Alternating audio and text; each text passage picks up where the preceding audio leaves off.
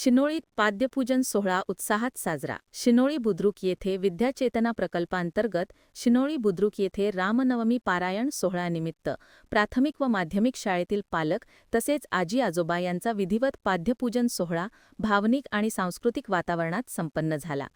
या उपक्रमामुळे पालकांविषयी आदर, कृतज्ञता आणि संस्कारांची जपणूक यांचा सुंदर संदेश विद्यार्थ्यांना मिळाला. कार्यक्रमाच्या प्रारंभी मुख्याध्यापक आप्पाराव पाटील यांनी प्रास्ताविक केले.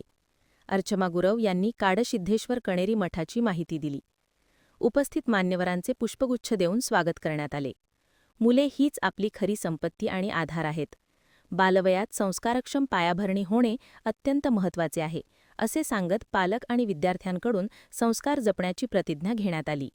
यावेळी कणेरी मठाचे शिक्षणमित्र, तालुका निरीक्षक यल्लाप्पा पाटील, शिवाजी चव्हाण, अजित कांबळे, अर्चना गुरव, अनिशा गुरव, सरोज अतिवाडकर, क्रांती नाईक, सरोजिनी माडगूत, रसिका चिखले, मल्लुताई नाईक, वर्षा बसरगट्टी, तृप्ती तिप्पट, संजीवनी मनवाडकर, रेणुका मेटकर आदी मान्यवर उपस्थित होते. अनिशा गुरव यांनी खूप छान व भावनिक पद्धतीने प्रबोधन करत विधिवत पाद्यपूजन करवून घेतले.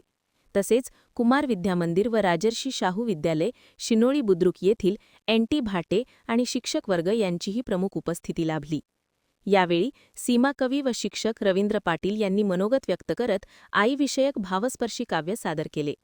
कार्यक्रमास ग्रामस्थ यशवंत डागेकर, प्रकाश गावडे, दयानंद रेडेकर, परशुराम पाटील, नारायण बेळगावकर, भाऊ बोकमुरकर, पारायण मंडळ, एकनाथ राघोजी यांची उपस्थिती लाभली. गावडे सर यांनी प्रभावी सूत्रसंचालन केले.